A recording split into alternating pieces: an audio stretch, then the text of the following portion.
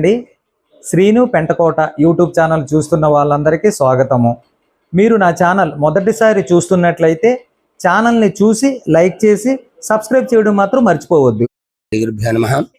ఇది విశాఖపట్నంలో ఉన్న సీతమ్మధార అభయాంజనేయ స్వామి 108 అడుగులండి.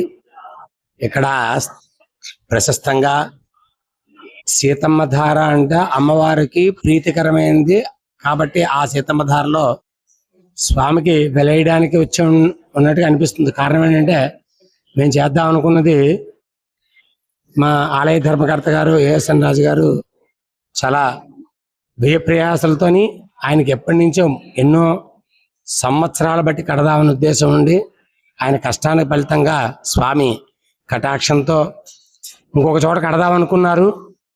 అది కట్టడం అవ్వక ఇక్కడ మళ్ళీ ఆరంభించడం జరిగింది. అలాగే మన సింహాచలం దేవస్థానం వాళ్ళు ఈ స్థలం ఇవ్వడంతో ఇక్కడ కట్టారు.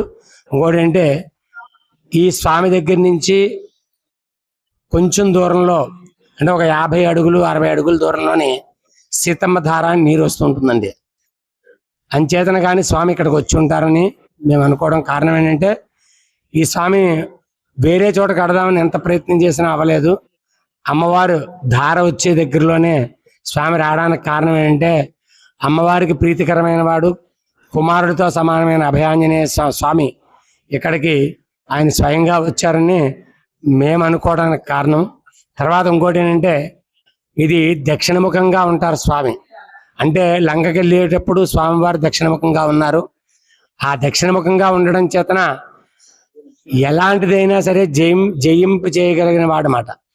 దక్షిణముఖంగా వెలుమంతిన హనుమంతుడు రామబాణం వదిలితే ఎంత వేగంగా వెళ్ళి లంకలో చేరినట్టుగా వెళ్ళారో అదేవిధంగా రామబాణంతో సమానమైన వాడు కాబట్టి స్వామి ఇక్కడ ఏ కార్యక్రమాలు అనుకున్నా సరే ఖచ్చితంగా తీరుతాయండి.